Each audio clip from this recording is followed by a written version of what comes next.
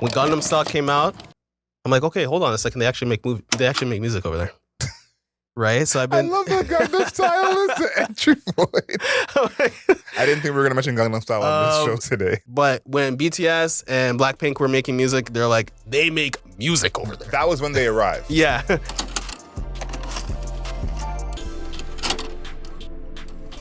Good afternoon, beautiful people. This is another episode of Album Mode. We review a new album every single week. We look at the lyrics, the production, the overall aesthetic of the album, and how that album fits into the context of that artist's career. For everyone watching on YouTube, make sure you like this video, leave us a comment, and let us know how wrong we always are. My name is Adriel Smiley, a.k.a. AdrielSmiley.com, a.k.a. Adriel Smiley Official, a.k.a. The Godfather. We're here with His Royal Highness, a.k.a. The Bunny, a.k.a. No Longer Munchin', King Grant. Welcome back, people. This time we're reviewing Lisa and her latest album, Alter Ego. A seal? Is that what? Do you think that's what her alter ego? Does she have an alter ego actual name? She has several. Okay, She has several. But yeah, we're here reviewing Lisa and Alter Ego, an album I have actually been looking forward to. I'm always interested when K-pop artists break off from their group because K-pop music is very formulaic, systematic, let's say. Very systematic. So when you break from your group, you're breaking from the system, effectively. So I'm always curious on what their music sounds like. You know, somebody like Lisa, Jenny. Yep, yeah. Right? So I'm always curious as to what their music sounds like. Just like when Beyonce leaves Destiny's Child. Just like when Harry leaves One Direction. I'm like, what is it going to sound? What is your actual vision? So when it comes to Lisa and Alter Ego, I'm intrigued. I've been intrigued. I think it's very intriguing just all around, but for me particularly because I don't think a lot of Americans listen to K-pop. I think some do, of course. There are those fans, and of course we've covered a variety of music on this show, so if you're a fan of this show, you know this is not new for us. But I know that a lot of Americans are still kind of blind to all that's going on. They know that artist is popular and they stream well. You know, we mentioned this before we recorded. Over 100 million followers on Instagram. Crazy. Yeah, isn't that crazy? Yeah, insane. One of the most followed musicians. I had to look it up and see where does she rank among Instagram followers. 38th, which seems low. Which seems low. Oh, for 100,000, yeah. For 100 million. Oh, sorry, 100 million. Yeah, don't get it wrong. Right behind her, which was even more surprising, Vin Diesel. Did not know he was popping like that. I guess those Fast movies are really... Family's important, bro. Yeah, it's all about family. It's all about family. But why I mentioned that Americans don't really listen to K-pop is because a lot of Americans on this project. And a lot of Americans do get involved when K-pop artists go solo. So I always think that's interesting because it's like the formula continues. It's like the formula happens over there. It's happening over here. Now she's from Thailand, a rapper, singer, dancer, and actress from the group Blackpink. That's why I'm wearing pink. Not only because we wear pink on Wednesdays, even though this is not going to come out until Wednesday. And also she's making her acting debut currently in the HBO television series The White Lotus. Poppin' movie or poppin' TV show. Very poppin' TV show. And again, the formula continues. What is your kind of background or understanding of just her and where she's at, and how much of a fan were you going into this? I knew that she was part of Blackpink. I'm one of those people that has been aware of K-pop. You know, when Gangnam Style came out, I'm like, okay, hold on a second. They actually make music over there. Right? So I love that Gangnam Style is the entry point. I didn't think we were going to mention Gangnam Style on this show today. No, but seriously, when Gangnam Style came out, I'm like, okay, let me actually listen to K-pop and actually see what the temperature is like. Like, what is happening? What are they doing? So I knew when Blackpink was a thing. Her, Rose, I think. Rose and Jenny are part of Blackpink. Somebody else, and I can't remember her name, which is a little bit of an indictment on how her musical career is going at this point. But I think that, yeah, Blackpink was huge, massive. massive, massive, massive 2016, 17, 18. They were kind of them, and I would say BTS were like the breakthrough. Yes. Right. Gangnam Style, I would say, was like kind of like an oddity, right? And we're like, oh wow, again, they're like, oh, they make music over there. Yes. But when BTS and Blackpink were making music, they're like, they make music over there. That was when they arrived. Yeah. So I've been aware, and I've been, I would say, tangentially paying attention to Blackpink. They're not part of my everyday listening diet. But as soon as I heard about Lisa, and I think Rose is also doing stuff on her own. Obviously, Jenny was in the Weeknd's hit TV show. Yes. "Quote unquote" hit TV show. So that's why I'm like, I've been aware of everything they're doing. So I'm like, okay, Lisa's doing something serious, project on her own. She's got 100 million followers on Insta. So she's got a following just for her, just backing her. So I've been aware, I've been following, I've been excited. I've been looking for this, man. I've been actually been looking forward to this. And if I'm not mistaken, Jenny has a new song with Doechii Yes. out right now. My big entry point, I knew of them. I just have that kind of algorithm that just finds things like this. But when I actually tapped in to see what Blackpink was about was when they had that Netflix documentary, Light Up the Sky. That was when I was like, okay, let me see what this is all about. And that's when I kind of tapped in. But again, I really forgot that this project was coming out until you mentioned it to me. So it was a pleasant surprise because I heard one of the singles, but I wasn't really tapped in all the way. And I think this is interesting because this is a rare point where someone's technically coming into the market as a solo artist at the top. Ooh. I think a lot of people were not familiar with the name Lisa. Maybe they've heard the name Blackpink before, but the name Lisa as a solo artist is new to them. And on this album, Alter Ego, she incorporates 5 distinct inner personas, each with its own name and unique traits. Now, they were dubbed as Roxy, Kiki, Vixie, Sunny, and Speedy, and represent different aspects of the album. She explained that the concept emerged as she experimented with a variety of music styles during the recording process and how she wanted to blend multiple genres into one album. This is a direct quote from her. She said, "I've never tried this kind of music before, but it sounds great.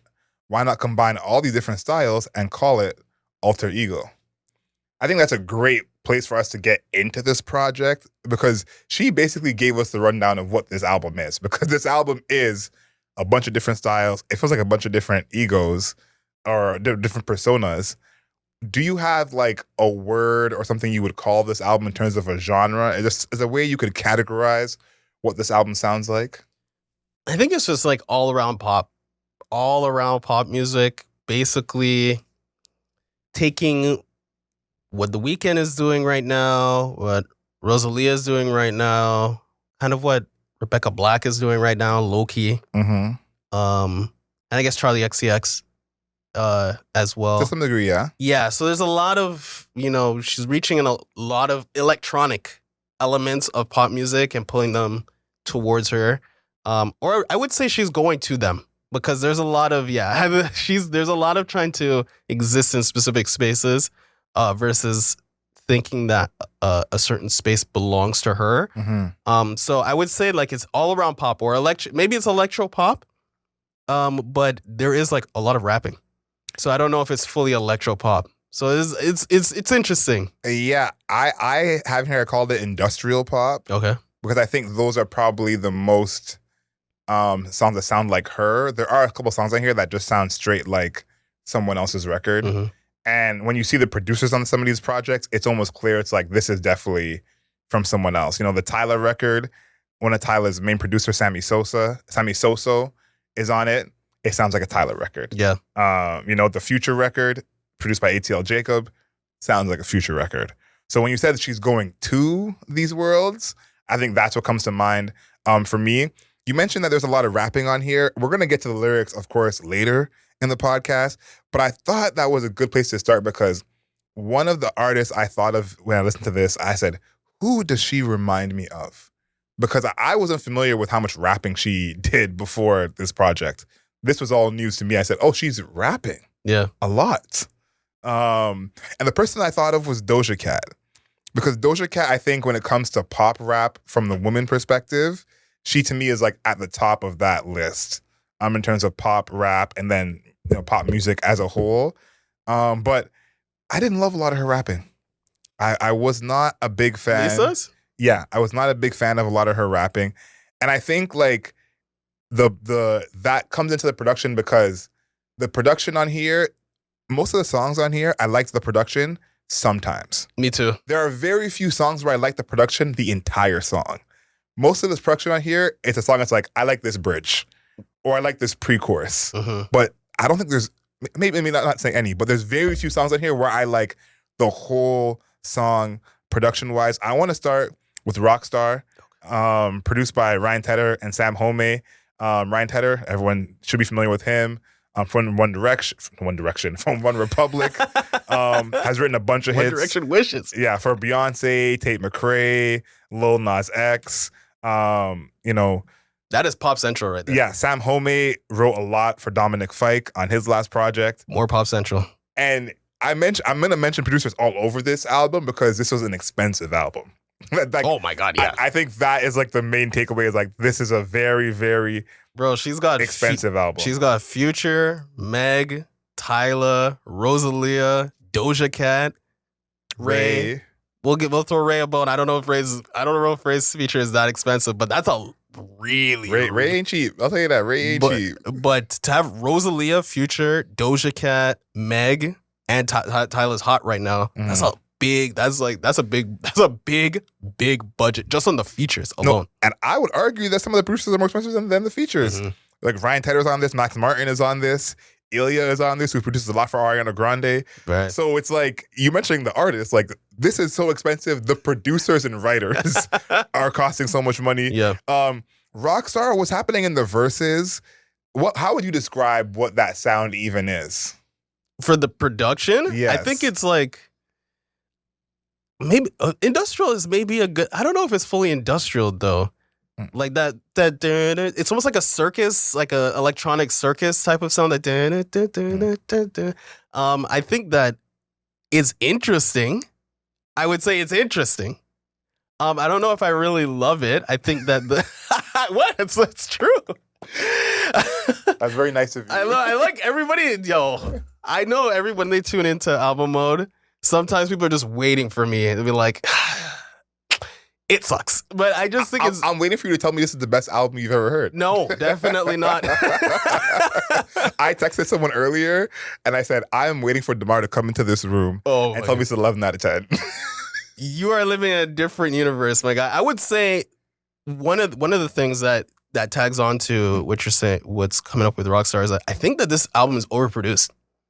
All of the producers that you're mentioning, that song, even particularly, like it has that whole circus part at the beginning. Mm-hmm. And then like in the last 30 seconds, I would say, is like a whole different transition, super shiny production, very deep synths. Reminds me kind of like what The Weeknd is doing right now. Mm-hmm. And that goes on for 30 seconds, and then we're on to the next song, and it's completely different style of production. So I'm like, why? Where are we? Like, I feel like I'm getting lost in the production sometimes. Yeah, the busyness of that early part, that it's like, I would say the drums feel industrial, but the actual like keys and chords, you're right, circus is a good way to put it. Yeah. And then she also has her voice modulation, which I think is where you said it reminded you of Charlie XCX earlier, is like, all those things may work individually, but together yeah. It just feels like a lot is going on, and it feels like it's not necessary and not needed. And I also think, too, the producers on that, Ryan Tedder and Sam Homey, it's like, that doesn't sound like any of their styles. Like, both those guys have made hits that make more sense than this. Mm-hmm. So I'm very curious about how these things came together because, again, you have these like #1 single platinum record producers on here, and I don't think I hear any of that on this project. So I think that's very interesting. Thunder, I think is a very interesting one. Something I had written in my notes a couple times, which I didn't realize until afterwards. I was like, damn, there are some things in here that remind me of the late 2010s. Yeah, I agree. Of late 2010s, like pop, even hip hop a little bit. And I think the breakdown with the bass and the drums, I do not like on this record. Like, especially on Thunder, like the start of this album is more rough than the back half, I will say. I agree. I like the back part a lot more. But like this, when I got to song 4 in this project, I was like, this might be garbage.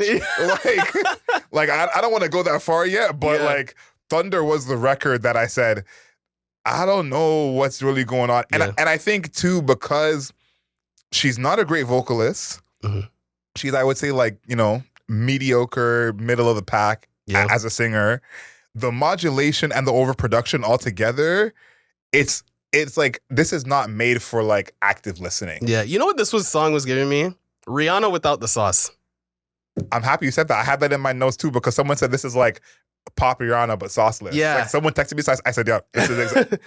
Rihanna without the sauce, I think that she her music projects to have like a lot of attitude, which is like, you know, if Rihanna's music is all attitude, it's all styling. And I think that she is going, especially on Thunder, and she does this a lot, where it's like, you know, the voice change, making it darker, making it more distortion. I love distortion, but it was not fully working on this song. No. And I think that, yeah, she's going for more attitude, less of it being super smooth and put together on Thunder.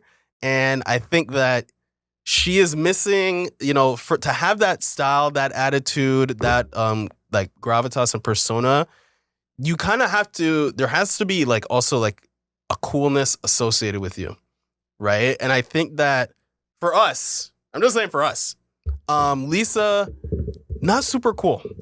Not high on the coolness scale. For 100 million other people, she is. And I'm happy you mentioned that, because I have written in my notes here, where is the identity? Okay. Because I think that's why I mentioned the 5 alter egos at the beginning, because it feels like it's maybe intentionally all over the place, but it still feels like I don't know who any of these personalities are. Like I'm confused by every single personality on this project, and the brashness of this, the attitude that you see on so many of these records, in the production and in the lyrics. I understand it in the sense of when someone leaves a boy band or a girl group or just a group in general, that usually is how they leave. Yeah. That's the attitude is, okay, I'm not being held back anymore. I can do what I want. And there's always different versions of it. I think Harry had a little bit when he left One Direction. Timberlake had a bit of it when he left NSYNC. There's always a bit of, you know, an FU attitude to the music. Of I can be edgier now than I could be before. Yeah, absolutely. And I think this is almost overdoing it in that sense. And I think like that maybe comes from the overproduced nature of what K-pop has been. But I think that was almost like said too much and kind of shown too much, and that could have been more subtle. Like, okay, I get it. You're edgy now. This was like, you better understand that I'm edgy. Like, if you don't get I'm edgy, you better get it. Yeah. And I felt like that was overdone, especially in the production. Yeah, I think a good example of everything we're talking about here is New Woman, which is, I think, what you were talking about at the beginning. You're reading minds, man. That's what I have next too. Whereas like New Woman, I like 75% of it. Right? I like the first minute and a half, the new, like her hook, you know, the new woman thing. I like the hook, right? And then midway through, it's like, you know, you're listening to like a DJ set and they just like cut to a different song randomly. And then Rosalia comes in. I love Rosalia. Respect Rosalia. Why is this breakdown, this like structureless breakdown where it's just the drums? I don't feel like she is really catching a specific melody or rhythm in this section. And it's completely just like plopped in the middle. And then we just cut back to the regular part of the song. It's like a waste of a feature to me. Yeah, I don't get it. Like, I actually just don't even understand why it's structured in that way. It doesn't feel like the song, the transition belongs there. They don't feel like they belong together. The production doesn't match. Like, at least, for example, what's a good example? Like Drake, right? When Drake is featured on somebody's song, I'm going to say Prime Drake. When Prime Drake was featured on somebody's song, low pass filter, right? You knew it was the Drake part.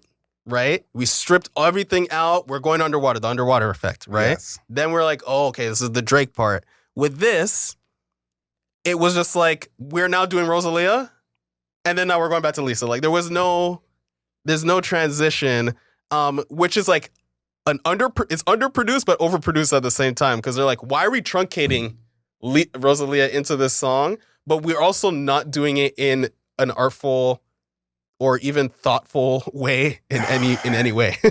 Yeah, this one was rough for me because I just felt like this was the song I was probably most excited for. Me too. I was like, okay, like Rosalia, and especially hearing the other songs leading up to this, I was like, didn't love them, but maybe Rosalia can save that sound. That's what I really thought. I was like, Thunder, didn't love Thunder, but maybe Rosalia can save a song like Thunder. Right. And to see what they did, I was like, this is not what I was looking for. It's not what I wanted. And the thing I have in my notes here for New Woman, also New Woman, produced by Max Martin and Ilya, it's like, these guys know better than this. Like, I don't know how else to say it, but it's like, it too.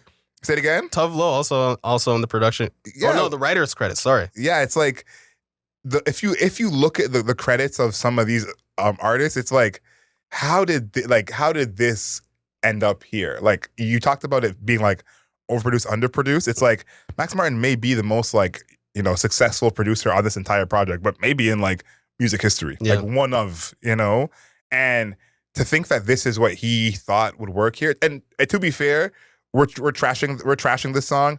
285 million streams on Spotify. So people disagree with us. We are well aware of that. But here's the thing.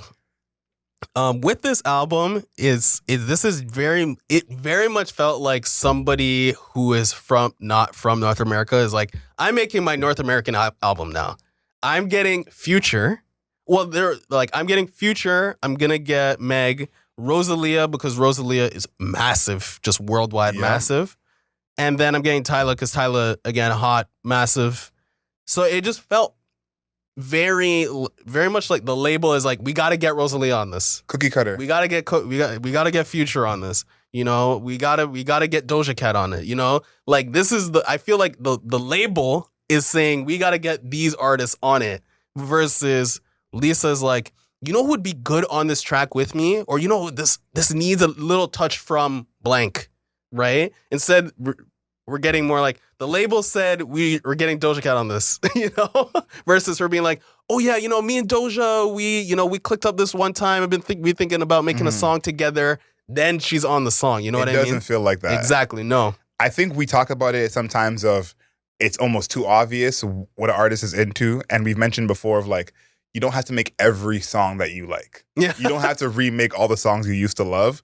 This album feels like the opposite, where I can't get a sense of like her musical home at all, or what she's into musically. Like, there's not a tell even. Like, sometimes we may hear, you know, a pop album that leans more R&B, and we're like, okay, maybe you were into Usher when you were younger. There's not really a tell here in any different direction. And then there's two things here that I want to mention production-wise. The scratching on New Woman, what was that for? Like, didn't need to be there. Fuck Up the World. Yeah. This feels like early Future. Yes, it did. Like, you really feel like early Future. Like 56, was it 56 Nights? Yeah. And like, I think the problem with that one, I'll talk about it more in lyrics, but it's like she tries to like channel Future in that record mixed with the production. And I was like, this doesn't sound natural. Like, it doesn't feel right. And then Moonlight was the first song on here that I was like, oh. I like that. And then when I realized it was a remake of Kiss Me. How did you feel about that? I think she did okay. Me too. But I didn't like that was the first song that I really liked. That hurt my own heart. Of like the album, I'm kind of struggling through it. Yeah. I don't like a lot of these records. I get to Moonlight, and then I'm like, oh wait, I know this song. Yeah, I would say that you know, we talk about samples a lot on album mode, where I'm like, oh, it's too obvious. I will say that the sample, because it's an interpolation, right? She took the words, so that fit well, and it was a spin that I never really thought could happen. So I gotta applaud her for that. I do applaud her for that. It's more of a dance, you know, kind of Dua Lipa vibe for the production.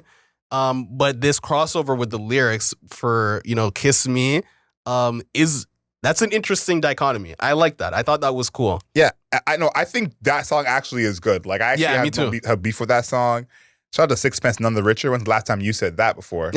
I know, for real. But again, I think placing this song in the whole album, it didn't hit the same because what came before it just fell really flat to me. Mm-hmm.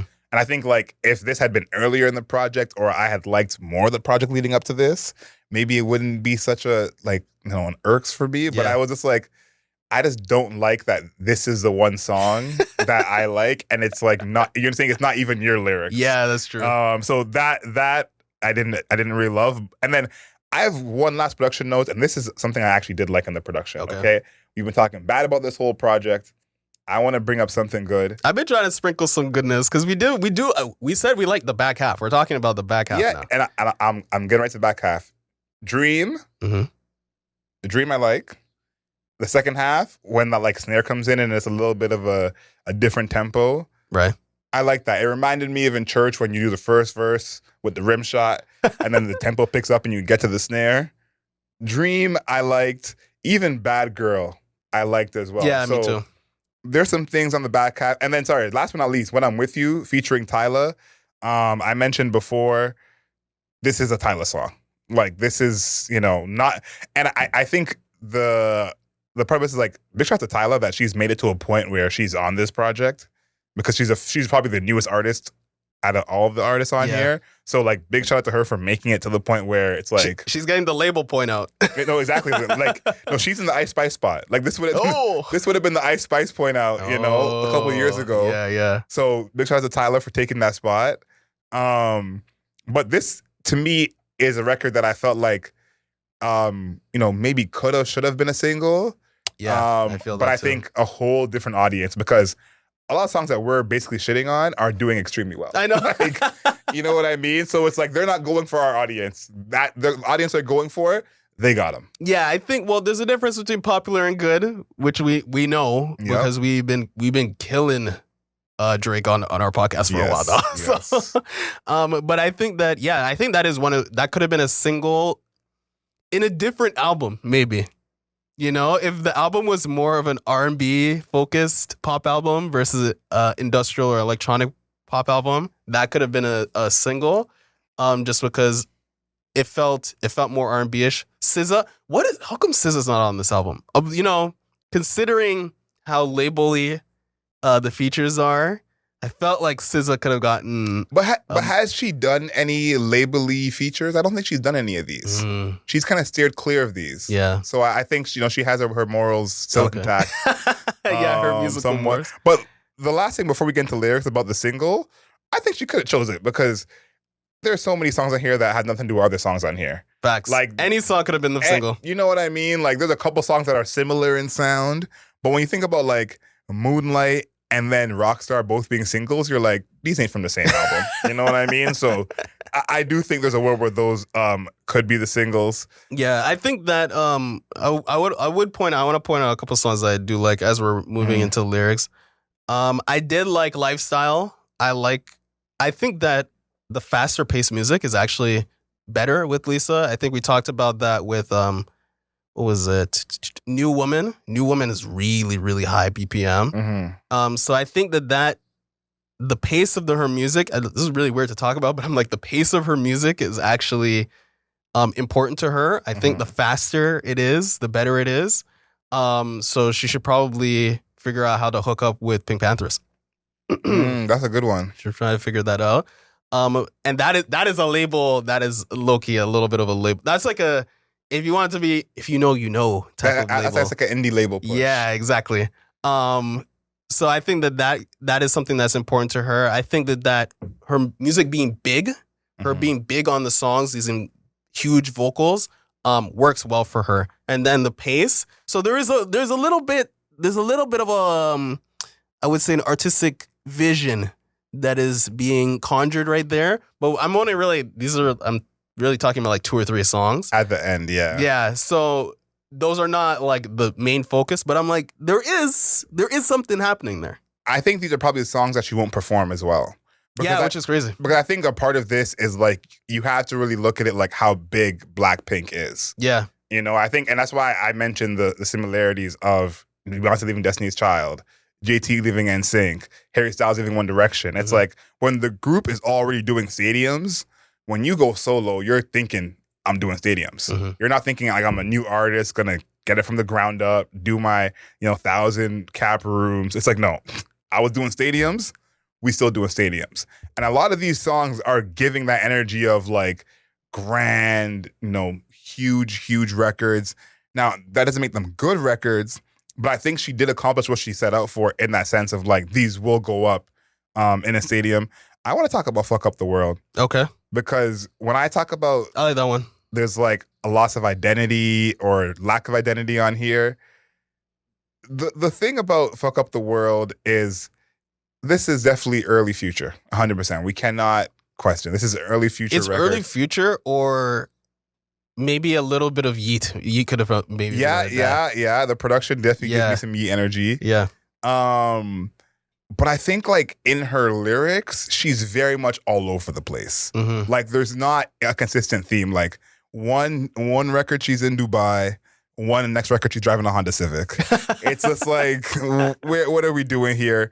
And I think too, my main issue with this project is how poor the rapping is. And it is poor. It is pretty bad. Yeah, it is pretty poor. And how I explained it to someone is I said like it kind of feels like if Doja Cat is too black for you. Oh wow. If Doja Cat is too black for you and raps too well for you, this is like where you will end up. And it's crazy someone saying Doja Cat is too black for you is a joke unto itself. Yeah, I know exactly. But in the first verse of Fuck Up the World, she says, locked and loaded, say some shit that'll make them think it, thought-provoking, only do things that are making history, try to make moves that'll make them miss me, stay as busy as I want to, taking trips to escape a bit, making it shift to a different gear, taking things to a different tier, pop up with it on the roof like a proper villain, all the spending got me in a mood, driven by the vision, I've been living sitting pretty fits in pretty cities, busy, really getting busy with it, giddy up.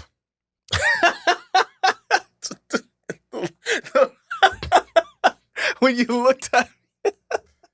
Like, first of all, this is why you come over to YouTube to listen to the podcast. Come over to YouTube to see Démar laugh. Face. But like this is the kind of lyrics that hearing it, I was like, I get that you're excited and the beat is banging, but you're not gonna fool me. Okay. I've listened to music for a long time. I know subpar rapping when I hear it. And I think like this is the part of like this being a pop album through and through that I'm like, pop rap is past this. Like, yeah. This feels almost kids bop-ish. Oof. Like this is for like Canadian people, for Canadians, you'll understand this. Remember when the Family Channel was at its peak and we used to have those musical songs that would play like where the commercial was supposed to go? Yeah. And it would be like whoever was just on the show like rapping, like Corey in the House or something like that. Like that's what this is giving. And to me, I'm like, maybe she does need a ghostwriter. I don't know if she writes her own stuff. I'm assuming she does, but maybe she does need a ghostwriter for something like this because I'm like, this is a record where she has the energy and the delivery. Yes. Like she does have that. Yeah, she but does. It's like when Future sounds like a lyrical genius beside you, like that's when you know, like, you know what I'm saying? So this was a record where the other songs, some of the rapping was definitely questionable, but this record, it stood out so much because I was like, why does Future hop on the record and sound like Conway the Machine? Like, this is not adding up to me. I'd never heard this before. And Future collaborates with everybody. So, facts. That's a miss. That's a problem. That was the problem to me where I'm like, I know we're supposed to kind of give her grace in a sense, but she raps so much on this project that makes it such a problem. If it was more singing and less rapping, I probably wouldn't be mentioning it as much as I am. Yeah. But because it is so much rap, like this is borderline like a rap album. Like there's some songs that are like straight pop that it's like, I can't call it a rap album, but like there's so much rapping on here that it's like, this is almost Drake adjacent of like a good mix of like rapping and singing. Yeah. So the rapping to me is subpar. Yeah. The singing is also subpar, but the rapping is worse. Yeah, the rapping is not very good. I would say Rapunzel. I have that too. So I'll let you ISO. Rapunzel, I would say, man, Rapunzel. Rapunzel is kind of like, you remember 2011, 2010, 2009, where we were deep blog rap era. Yep. That's what it feels like to me. Like for example, let's go. I know exactly what you're about to say. This is a pre-chorus and chorus. There's living lavish while we still young, spending that shit till we go dumb, flashing them gold teeth all damn day. When I walk by, I hear them say, "That's money. That's motherfucking money. Bitch, tell me how you love me. Bitch, tell me how. That's money." That's very like, I don't know. That's like Mac Miller, but bad to me. That's like Kids, but bad. Like Kids the album, but bad. It just sounds very hokey. I feel like we as hip hop have graduated past this point of gang vocals for the hook. Right? And I think that we left this in 2011 for a reason. Right? And I think that section, that's the pre-chorus and chorus. So that's the main part. And I think that is not very good. And I think it just feels very amateurish, legitimately. Yeah, this is that is what I had for lyrics too. I had a different part, but I'm gonna leave it because we don't need to kill the Rapunzel even more than we already are. But what do you attribute this to? Because even Rapunzel, Ryan Tedder, Sam Homey, the Dominic Fike album, we had so much praise for the production and the innovation on that project. Ryan Tedder is a known hit maker for over a decade in this business. Right. So what do we attribute that to? Because it's not like these are not talented, reputable producers on here. So this feels like probably the most confusing album we've had in a sense, where there's all these things that we feel like are amateurish or lazy or overproduced in different directions. When if you got to add up the plaques on this project from just the producers, insane. So again, what do we attribute that to? Because it doesn't actually make sense to me. I think it's multiple things. I think too many cooks in the kitchen. You got too many people. This is like that one Boston Celtics team where Tatum, Jaylen Brown, Terry Rozier, Kyrie Irving, Marcus Smart, Gordon Hayward. Everybody was on one team. Yeah. And everybody fucking hated each other. And the team kind of sucked. Right? Because there's just too many people who thought, I'm the guy. Right? And I feel like the same thing is happening with this in a way where there is a million fucking people. Like every single person that we mention, your average person knows. You know what I mean? Maybe not Max Martin, but your average music listener knows who the fuck Max Martin is, right? But even like Tove Lo is a writer. Yeah. Jesse Reyes is a writer on this. And then we mentioned keep mentioning all the features. So there's so many huge people, right? That they become a sum. They become a sum lesser than the parts. Yeah. Right. And I think that's what's happened to this album overall, where there's so many incredible people, but they're incredible creating their vision or in collaboration with one or two other people. She is like, I'm unsure of what my vision is, but if I get all these great people into one room, something amazing should happen. And that's not how it works. Not everybody is like Kanye West making My Beautiful Dark Twisted Fantasy, right? You need to have clear vision. Somebody like Kanye or Drake or anybody who is huge but brings in a lot of people, they have very clear vision. Drake, this was early Drake I'm talking about, not late stage Drake. Right? And that's the thing that I think is missing. She can kind of use an excuse. Like, I would say that the multiple personas is almost an excuse for being like, it's going to sound a lot of different ways. Right? You can be like, oh, there's multiple versions of me, and I want people to, know the multiple personas, blah, blah, blah. So I like all these different sounds, and I want to include all of them on my album. But to me, that just shows you don't really know what direction you want to take your music in. So you're kind of like taking a shotgun to all these music genres and just like seeing whichever of the pellets hit whichever genre, you're just going to go with that. And I think that's what's happened on this album. I think the goal, it feels like, from this project was to have big records and not good records. True. And I think they succeeded. Sure. So as much as we're, very much trashing this project for a bunch of reasons, But there are good songs, though. there are good songs, but not enough of them. Yes. But I think they did accomplish what they set out to do because they have a ton of big records. Again, she performed at the Oscars this past weekend. Yeah. So, the first K-pop artist to perform at the Oscars. Wow. So I think Really? Oh. yeah, so No that Jungkook. They couldn't even get Jungkook on there. that would have been great. Yeah, that would That'd have been been cool. great. But I think the goal of what they've accomplished makes sense because how I'm looking at it is if you have 100 million followers on Instagram, Mm-hmm. you can't flop. That's true. You cannot flop. And I think Wait, when you say can't flop, are you saying it's not possible or it's Like- so bad for your image to flop that yeah, you it's cannot bad for do your it? image. Like Yeah. you just can't, it can't be possible. And I think as well, like especially me working in the music industry and even this podcast, like think about how many great albums we've reviewed where Mhm. people are like not hip to it or don't know it's out there. Like Last Dinner Party was basically our album of the year last year. Yeah. And Nobody heard it. there's a lot of people who still have not heard that project. Yeah. And we've had that project ahead of a lot of projects that sold better than it. So it's like we're not in an era where music being good equals it selling. Mm-hmm. And I think like if you have to choose one in this day and age, You want to sell. at least for someone like her, that's it. For someone like her, I think that means more. I think for Leon Thomas, the music being good means more. But for someone like her, this means more. So I think for her career, this is actually a win. Yeah, me too. Like, this is the weirdest podcast we might have done in a long time because we clearly don't like the album. Mm-hmm. But I think this is actually a win for her career because I think a lot of people heard this album that wouldn't otherwise. I think a lot of people heard this album who probably wouldn't or haven't heard a Blackpink album. I agree. So I think like for that, it's a win. And I think like kind of putting her associated with all these artists is like a big, big win.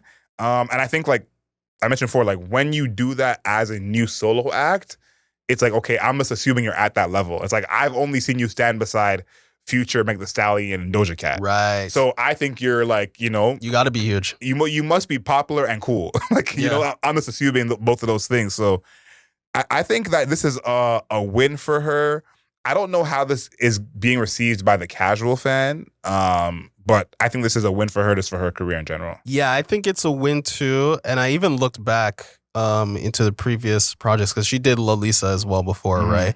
And I'm just like, yeah, it's only huge artists. I think that just because I think it's a plus for her career just because the visibility is extraordinarily high, Yeah. right? If you're a Future fan, you're like, what the fuck? He's making music with a K-pop artist? And then obviously Meg Thee Stallion has been known to make music with Japanese and Korean artists. Yeah. So that's not really a stretch for her and her fandom.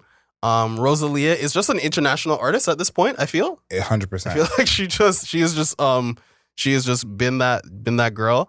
And then, Doja Cat, obviously massive. And that's like even like a TikTok reach, Mhm. right? So I feel like for her, it's just being present in every space is a plus for her. She just wants everybody to be aware. Mhm. And then if the music is good, cool.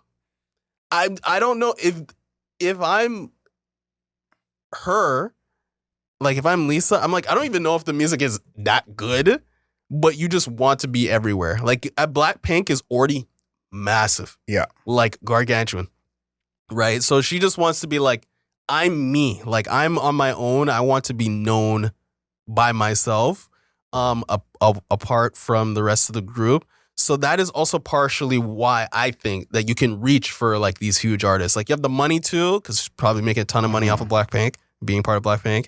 But then also because my group is already at that level, I want to make sure that I'm also like known at that level. I agree with you. But this to me is more for the artist. Like I think the other artists, this is more for them trying to get into her you group. think so? Oh, for sure. Like I think like What is Future doing in here? What is Future doing on this album? Legit. I think that's why it's like the crossover between Blackpink and Future probably isn't a lot. Yeah. So Future's like, yeah, let me get some of your fans. Like, I think same for Meg. Like, I think that was the appeal of these artists hopping on. Even like a Tyler, it's like, yeah, girl, let me get some of your fans. Mhm. So I think like that's a big part of it. In the comments, let us know for all of the actual K-pop fans, because my understanding is that fandom is more important than critical acclaim. Yeah. I think for some artists in America, like a Kendrick Lamar, for example, critical acclaim is what matters the most. Mhm. It feels like for her, fandom is Yeah. what matters more than critical acclaim. And this album really does feel like that is the case. Especially when you're coming from the K-pop sphere, like the fandom is A1. Like, Yeah. is there a fandom that is more rabid than any K-pop fandom? I don't really think so. Taylor Swift? Maybe? Maybe Taylor Swift. Taylor Swift is just one artist. I think, Yeah. it's not. But like K-pop is its own institution. I mean, it's actually literally it's like its own industry. Like they have specified contracts and stuff like that. Yeah. No, it's its own thing for sure. Yeah, so I think that the fandom is more important to a K-pop artist than any sort of critical acclaim, because the fandom is what drives the concert tickets, what drives the sales and all that type of stuff. Is Lisa really looking to drop a 10 out of 10? I don't know if she's really trying to do that. And I also feel like the way that we have some kind of morality when it comes to critical acclaim of certain artists we like or don't like, Mhm. I feel like that's very much a us thing. Yeah. I don't think it's the same over there. Let's talk about the cover. Okay. I think the cover is quite interesting. I like that she has her face on the cover. Yeah. I think that's a good move for the first kind of coming out from the group. But I think for me for the cover, it's like I don't feel like it's distinct enough in the way that if you don't know who Lisa is, would you be able to spot her after this cover? True. Yeah. I think that's my only criticism here. Other than that, I do like the cover. I think the look she's giving, the hand, the half open mouth. I'm like, okay, it's giving thirst trap baddie. Yeah. Seductive. So I like that. But that's my only issue is that if you were unfamiliar with her and this is a cover you're going off of seeing what she looks like, are you putting two and two together if you see her somewhere else? Yeah, I don't think so. And that, we actually have two albums with us today, which actually helps. The Ariana Grande is that is Ariana Grande. Joji a little bit less so because he's shrouded. I think that I don't know if I really like the cover though. I actually don't know if I like the cover. It's so close up, but it's close up in a way where I'm only seeing 90% of her head and 10% of her torso. So you're actually not even getting a good amount of the person's face. Yeah. Or if it was going to be a headshot or something, you're not even getting that. So I feel like I don't love it. I don't love the cover. I do like the nails. The nails are cool though. Yeah. Nails are cool. Nails are cool. So yeah, it's it's all right. Is it a no skips? Definitely not. Okay. Definitely Final not. cup? Definitely not. Oh for 2. Okay. 0 for 2. Yeah, me neither. Okay. The moment every K-pop fan has been waiting for. This is our second K-pop review? And it won't be our last. Yeah. Well, it's actually not even technically K-pop. She's a former or current K-pop artist making Pop music in North America in English. Yes. Now. So for Lisa and Alter Ego, Adriel, do you have a score? For me, this is a 3 out of 10. Wow. That's a score I had when I did my review at home, and I said, I'm going to let Démar talk me up if he can. I'm going to be open. I want to hear what Démar has to say. But you didn't convince me out of this. It's a 3 out of 10 for me. I think there's just so little tracks on here that I like. And I think, to be honest, the songs that I do like, I probably won't go back to. Yeah. This is one of the first albums we've had all year where I'm like, I don't have a single song liked on my Spotify. Dang. Yeah, I'm not going to go back to any of these songs. There are songs that do have some value here, so that's why it's not lower than a 3. Yeah. But I know for a fact I'm not going to listen to this again. We don't usually do a worst album of the year. I've suggested that we should bring that back or bring that to the forefront for this year. This would be at the top of the list for me. But I think this is probably the one time when I review an album where I really think this is not for me. I usually think that's a cop-out answer. Just the 5 personalities feel like a cop-out answer. Yeah. But this is actually the album I feel like is not for me because a lot of these songs, I could see someone listening to this. And you know where I hear these songs playing? And if you're from Toronto, you know what I'm talking about? At El Furniture Warehouse. Oh, That's so true. I see these playing when like you have like snowboarding playing on the TV yeah. and you have like Rockstar in the background. So 3 out of 10 for me. I want to hear what everyone has to say, what I'm missing out on, but Yeah. I'm standing on my square with my score. Okay. So for me, Alter Ego by Lisa. I went back and forth on this one, but I think it's a 4. I think it's a 4. How generous of you. Yeah, I would say that there are listenable songs, but it's overproduced and the lyrics are not very good. We didn't even dig that far into the lyrics because not really saying too much of extreme value, and the rapping is also not very good. So maybe it's a 3.5. So maybe it's a 3. This is probably the worst rapping we've ever had on an album. Yeah, for real. Like, and it's and it's bad in a sense because we review like Yeet and Future, Playboi Carti, so we understand that there's different forms of rapping, like with different things that you're trying to do. yes. But I feel like she is just straight going for it, and it's just not good. Like it's not evocative. Is there ever a time where you're like, oh, the rhyming is sick here? Not really. So yeah, the rapping is not very good, not very interesting in any way. Production's overproduced, and the features they're kind of just dropped in there. But the songs, especially on the back half, are listenable. Yes. So I would say 3.5. 3.5. I would call this rapping akin to take a struggle rapper from the 1970s and put him into 2025 and say, try and figure out a flow here. That's what it feels like. Crazy to say it because I actually mean this. I'm looking forward to see what she does next. Me too. Yeah, Like, I want to see what happens next. I'm very curious because I think there's still something there. Like, as weird as it sounds, I feel like there is still something there. I think that once this is kind of out of the way, you've established your success as a solo artist, maybe there's more room for experimentation. I think about Khalid's mixtape that we reviewed a couple of years ago that maybe is his best project that no one talks about. Yeah. But it came after all of his hits and big records and big albums. So I'm hopeful that we can have something like that here. In the comments, let us know, please. Are me and Démar too low on this? We have an aggregate score of 3.25. Yeah, pretty bad. Probably our worst scored album together of the year so far. Yeah. I would say both under a 5. Yeah. So, which is kind of rare. Well, not really that rare. But as low as it is, 3.5 is pretty low. I think that's rare because I feel like both of us are generous with that 3. Yeah. So yeah, it's like this is like a passing as a 3, but behind the scenes could be even lower. So let us know in the comments. I want to hear from you guys, the K-pop fans. Do you agree with us? Are we going crazy? If you are not a K-pop fan, this is your first time dipping into a K-pop artist, go back and check out our New Jeans review. Yeah. We gave that a way better score. Yeah. But Jay-Z now. They're NJZ now. Oh yes. You don't even know you're that. You're not even that plugged in? I thought you were saying Jay-Z, but you did send me the post. Yes. They're now NJZ. Thank you very much. I think we're still gonna call them New Jeans. Yeah. But name change. It's like Lotto going from Mulatto to Lotto. Yeah, exactly. People called her Lotto the whole time. Yeah. But I do want to hear from the fans what you guys think of. Let us know in the comments.